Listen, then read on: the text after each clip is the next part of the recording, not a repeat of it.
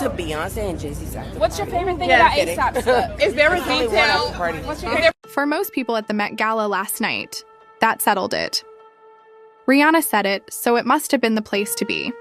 While many took that as proof that there was no bad blood between Riri and Bey, others were skeptical about the man behind the party. That's why not everyone on the internet celebrated the invite. Not her saying she's going to their PDO friends' parties. Wow. It's where the baby milkshakes are at.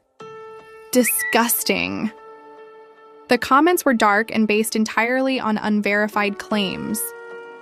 But they reflected a corner of the internet that has never stopped questioning Jay-Z's character nonetheless. Because for so many people, long before Sean Diddy Combs' name became synonymous with everything wrong with the music industry, there was Sean Carter's name getting all that heat. For what it's worth, the assault allegations against Jay-Z, which tied him to Diddy, have fallen flat a long time ago, and the Roc Nation founder has 0 charges pressed against him. But for whatever reason, the internet insists on believing that something sinister is going behind the scenes when it comes to the Carters. Horrific allegations like SA aside, the Carters are constantly under scrutiny for a myriad of things. As we speak, Beyonce is trending because she allegedly edited every single photo of her from the Met Gala to delete what the internet believes to be a double chin. And she was able to do that because she co-chairs the event. Allegedly. Posts that feature an edited, heavier-looking Beyonce are running wild on the internet, and despite countless footage showing Beyonce not having a double chin, people don't want to believe what they're seeing. Speaking of privileges that come with running one of the most celebrity-filled events in the world, the Carters seem to have bent a long-standing rule of the Met Gala. To this day, the gala was open to people who are over 18 years old, but that rule must have been thrown out the window for Blue Ivy, Beyonce and Jay's 14-year-old girl who became the center of attention at the red carpet last night. To be clear, Nicole Kidman's daughter Sunday Rose also broke the same rule last night, as she attended the party at age 17. The internet keeps checking everything about the Carters under a microscope, and although they've been rather silent about it all, they may have had enough. Yeah, and like that whole Busby, the civil lawsuit that was dropped, dismissed. That took a lot out of it. I was angry. I haven't been that angry in a long time. Uncontrollable anger.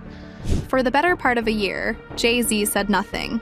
While the internet dissected every angle of the damning lawsuit alleging that he and Sean Diddy Combs had essayed a 13-year-old girl, Jay stayed quiet, but no longer. We played enough defense. 2026 is all offense. The case filed in December 2024 by a Jane Doe, represented by attorney Tony Busby, was eventually dropped in February last year, after major holes emerged in the story. The case was gone, but the weight of it clearly was still there. Like, even when we were doing the worst things, we were doing bad, we had those kind of rules. There was a line, no women, no kids. You know, you hear those sayings, but those are things that I took from the street. Now, in his first cover interview in nearly a decade, a GQ issue celebrating the 30th year of his career, Jay-Z is finally talking. And what he revealed about the toll this case took on him, on his family, and one particular moment involving his daughter Blue Ivy, is making rounds on social media. Because it shows Jay-Z, a man who spent his entire career being unbreakable, getting broken to pieces. Though the interview touches on the evolution of hip-hop and Jay's thoughts on the Kendrick versus Drake beef, the most notable part is where he reveals what it felt like to have the SA case drop on the same night as Blue Ivy's movie premiere for Mufasa, The Lion King. Jay-Z admits he questioned whether to even show up that night, whether it was fair to Blue Ivy to arrive at her moment carrying that kind of cloud. But he did because, as he put it, his family is a tight unit. And Blue Ivy proved it shortly after the allegation surfaced. Blue has this jersey with Jay-Z on the back. She put it on one day. She went to school with the Jay jersey. I was just in the corner, like tears coming down. Seriously, to have that, it's priceless. A 14-year-old girl, a simple jersey, and one of hip-hop's most guarded figures, crying in a corner. Jay-Z's interview will continue to make headlines. And judging by his going on attack narrative, this year will have more memorable Jay-Z moments coming our way. That being said, there's still one thing that feels a bit off. Jay-Z's Instagram is gone. 1 minute, Jay-Z was back on Instagram, quietly reclaiming a digital space he's famously never cared much for. And the next, his account was completely gone, with no warning, no explanation, and nothing left behind except a blunt message that reads, "Sorry, this page isn't available." And while that might sound like a typical Jay-Z move on the surface, the timing of it all is what has people paying close attention. Jay-Z's return to Instagram was short, deliberate, and entirely business-focused, with no personal posts, no captions aimed at fans, and no glimpse into his private life, just promotion for the Netflix Western The Harder They Fall, including a poster drop and a countdown leading up to the film's premiere.